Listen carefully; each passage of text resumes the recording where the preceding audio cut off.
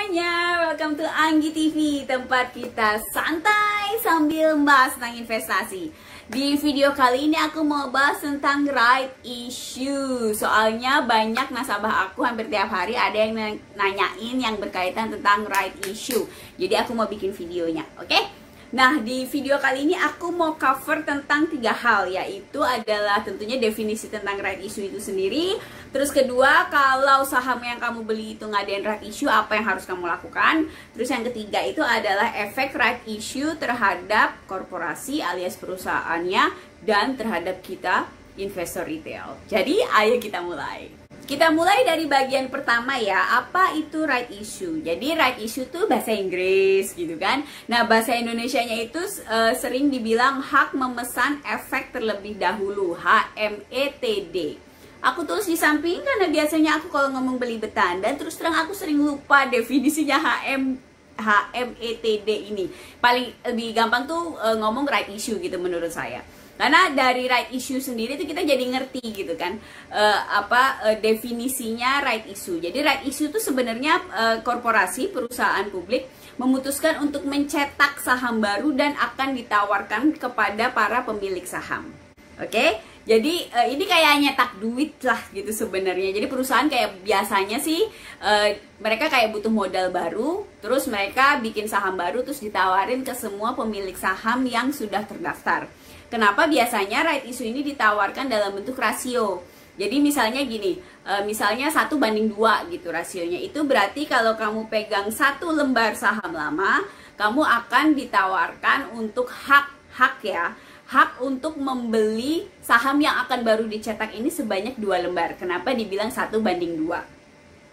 Ini aku ngasih contoh rasio 1:2 biar kamu tahu aja sebenarnya definisinya rasio untuk right issue itu gimana. Nah, sekarang kita ke bagian kedua kan. Ceritanya kamu beli saham nih, kayak kemarin Gading baru tadi. Nasabah ada yang nanya ke aku, "Mbak, saya mau beli WSKT itu yang rights gimana ya?" gitu. Akhirnya makanya terus saya pengen bikin video ini karena saya habis jelasin tadi ke beliaunya gitu. Nah, jadi ceritanya nih kalau kamu habis beli saham terus kamu tahu itu mau right issue, apa yang harus kamu lakukan gitu kan? Hal pertama yang harus kamu lakukan itu adalah download RTI Business. Ini right issue nggak right issue sih, aku sangat menyarankan kamu punya aplikasi ini karena RTI Business ini udah kayak one stop service. Semua yang kamu cari informasi tentang pasar modal itu biasanya ada di sini. Ini tinggal kamu download aja di HP kamu, tinggal di search, nanti pasti ketemu, udah tinggal download. Nanti kira-kira aplikasinya seperti ini di depannya. Nah, di contoh kali ini aku mau pakai saham WSKT. Nanti jadi kamu lihat itu yang di kotak merah, ada kaca pembesar kan, itu kamu klik aja, terus kamu masukin WSKT. Nah, itu nanti bakal ketemu begini, semua informasi tentang WSKT. Kamu scroll ke kanan, cari corporate action, dan pilih right issue. Itu nanti semua informasi yang berkaitan tentang right issue akan muncul di situ. Ini sebenarnya cuma untuk pengetahuan gitu sih, tapi biasanya nasabah tetap aja nanyain. Jadi mau aku jelasin sekilas aja. Tadi kan di depan udah aku kasih contoh ya yang rasio gampang 1:2. Nah, pada prakteknya itu adalah rasionya ini ribet begini nih. Apa lihat dikirim ya di kotak merah. Aku aja bacanya males kan tuh ada berapa coba, 0 nggak banyak banget. Nah, intinya rasio ini sih udah dihitung sama perusahaan, udah otomatis muncul. Kalau kamu memang berhak untuk mendapatkan right, misalnya dalam contoh ini WSKT, nanti akan muncul sendiri di portofolio kamu. Nah, yang berhak menerima right ini adalah mereka yang punya sahamnya pada saat come date. Di contoh ini come date-nya kan tanggal 24 Desember 2021 tuh. Nah, jadi semua orang yang punya saham WSKT pada tanggal 24 Desember 2021, dia akan mendapatkan right secara otomatis di portofolionya. Dan jumlahnya sudah langsung ditentukan oleh perusahaan berapa right yang dimiliki gitu, yang berhak nasabah itu punya. Misalnya kejadian, "Mbak, aku punya WSKT dikit tapi kok nggak dapet right-nya ya?" Nah, itu mungkin kamu nggak dapet di rasionya gitu. Jadi di bawah rasio lah, nggak nyampe 1 gitu loh. Sehingga akhirnya right kamu tuh nggak ada, dianggap 0. Nah, kalau kamu sudah punya right-nya, itu sebenarnya ada 2 hal yang bisa kamu lakukan. Kamu bisa trading atau tebus right-nya. Akan aku jelaskan dua-duanya di video ini. Right itu sebenarnya kayak saham biasa sih, jadi bisa kamu tradingin kayak biasa lah, jual beli gitu kayak saham biasa. Itu nanti tinggal kamu klik buy sell aja kayak jual beli saham biasa lah di aplikasi trading kamu. Nah, kalau kamu misalnya nggak punya saham WSKT nih, misalnya kelewat kan date-nya tanggal 24 itu kan, tapi kamu pengen trading right nih Mbak, biasanya ada tuh nasabah yang kayak gitu. Pengen nyoba trading right, itu sebenarnya bisa ya. Jadi kamu trading right ini nggak harus kamu punya saham induknya. Bisa kamu cuma perjualbelikan aja. Saya pribadi sangat tidak menyarankan, terutama untuk pemula, kalau mau trading right. Karena pergerakan harga right itu sangat sulit untuk diprediksi. Dan terus terang tidak ada tools, tidak ada alat, indikator, atau apapun yang bisa kita gunakan untuk memprediksi pergerakan harga right ini. Makanya ya saya sih udahlah, nggak, biasanya langsung kalau nasabahnya apalagi pemula gitu langsung saya bilang udahlah nggak usah daripada nanti rugi. Apalagi misalnya lagak-lagak mobilnya banyak, itu udahlah nggak usah lah karena sangat risky, lebih baik pilih instrumen lain aja, banyak saham yang bagus kok, ngapain ngejar-ngejar right yang nggak jelas. Sekarang gimana kalau kita mau tebus right-nya? Nah, right ini bisa ditebus kalau kamu punya jumlahnya itu minimal 1 lot. Jadi masuk 100 lembar gitu loh, 1 lot. Jadi nominalnya itu jumlah minimalnya seperti saham kan, minimal beli 1 lot. Kalau misalnya, waduh Mbak, aku kok dapat rate cuma dikit ya, misalnya cuma 5 lembar gitu. Itu dengan sangat terpaksa dia nggak bisa diapa-apain. Dia kalau cuma 5 lembar itu nggak bisa ditebus, nggak bisa dijual, pokoknya nggak bisa diapa-apain lah, nyepet-nyepetin mata doang ada di portofolio gitu. Sebenarnya sih teorinya dia bisa ditebus ya, jumlah odd ini. Kalau kita pakai pasarnya, pasar negosiasi. Ini teorinya. Pada prakteknya adalah kalau jumlah uang kamu itu kekecilan, gitu, jumlah value transaksinya kekecilan, kayak misalnya ini nih, misalnya cuma 5 lembar, 5 lembar kan berarti harganya 600, itu sekitar 3 ribuan kan total transaksi kamu, itu fee-nya berapa coba? Nah, itu kan nggak seberapa banget kan, makanya sekuritas tuh biasanya kalau ngurusin right issue, terus kamu cuma kayak punya beberapa lembar di pasar negosiasi, itu pasti nggak diurusin. Sebenarnya nggak right issue doang sih, untuk saham aja tahu saya kalau di RHB Sekuritas ngurus lewat pasar negosiasi itu minimal 100 juta value transaksinya.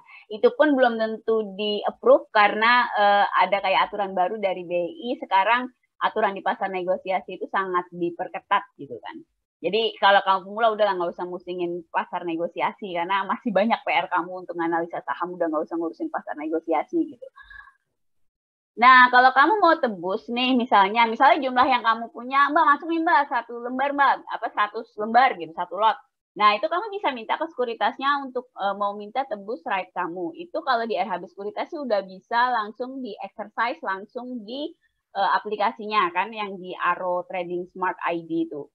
Kalau kamu nggak pakai RHB, coba tanya sama sales atau sekuritasnya yang kamu buka itu cara exercise-nya, nebusnya itu gimana? Karena tiap sekuritas mungkin beda-beda kan SOP-nya, tahap-tahapnya yang harus dilakukan. Terus kalau kamu mau tebus, kamu juga harus bayar. Nah, ini kayak mengikuti harganya itu harga 620 ini yang aku kasih kotak merah, itu harga per lembarnya. Jadi tinggal dikalikan saja kamu punya berapa lembar, segitulah yang harus kamu bayar, dan uangnya harus ada di RDI, standar lah gitu. Hal lain yang bisa kamu lakukan dari right yang kamu punya itu adalah di tradingin kan. Seperti tadi contoh di depan kan sudah aku kasih contoh kalau misalnya kamu nggak punya saham induknya tapi mau kamu tradingin. Nah, kalau di sini contohnya adalah kamu punya WSKT-nya, kamu udah dapet right-nya, terus ceritanya kamu nggak mau tebus tapi mau kamu tradingin, itu juga bisa.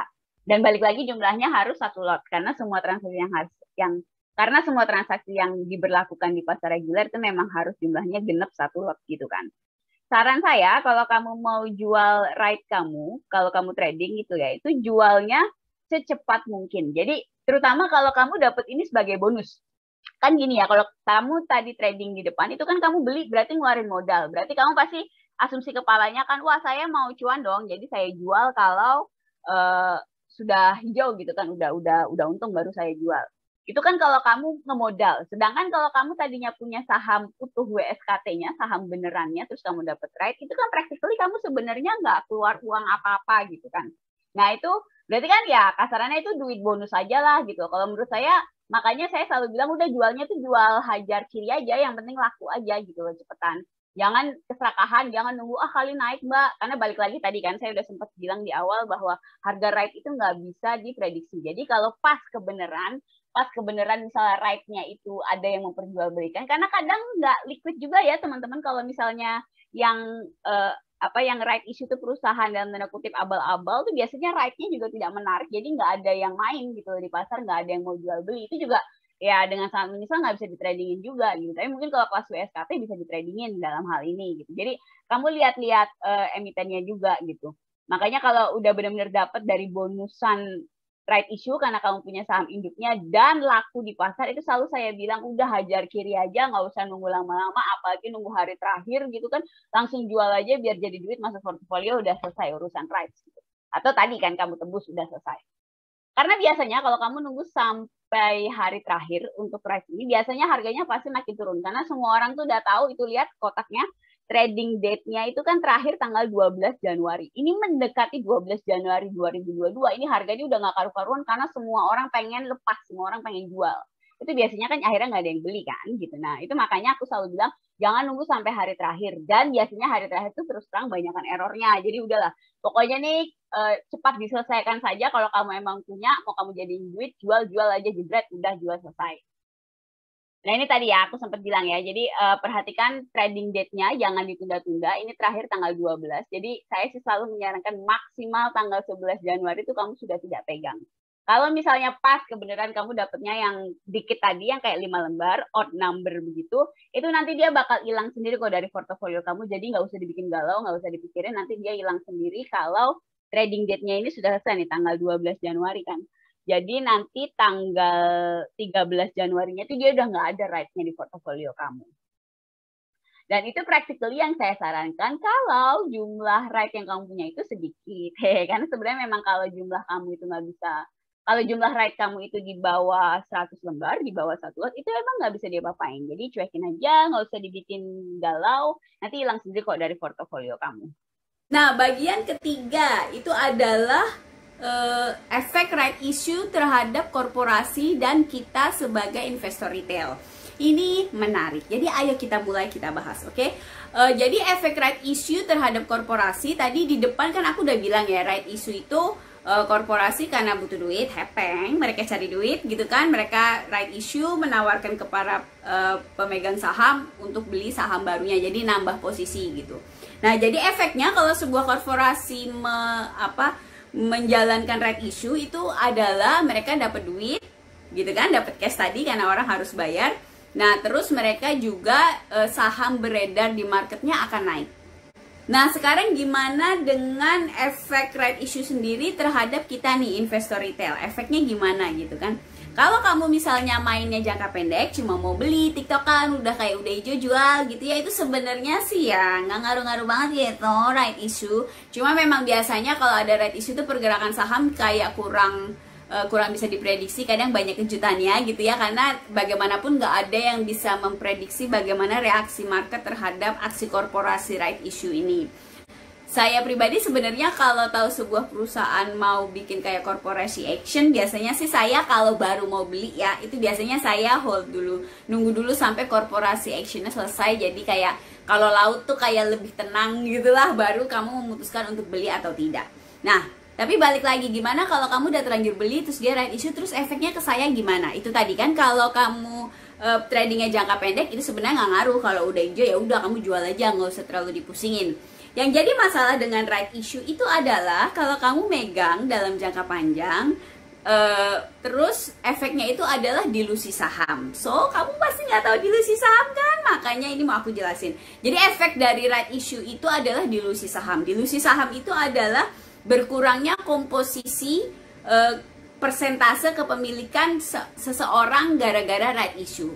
Pasti kamu bingung, soalnya dulu awal-awal aku juga bingung. Makanya ini mau aku kasih contoh sederhana ya. Contoh sederhana misalnya perusahaan A, misalnya sahamnya itu ada 1000 lembar gitu dia, terus kamu punya 100 lembar. Oke, jadi total saham 1000 lembar, kamu punya 100 lembar, so kamu punya 10% saham di perusahaan tersebut. Oke, make sense kan ya, kamu punya 10%.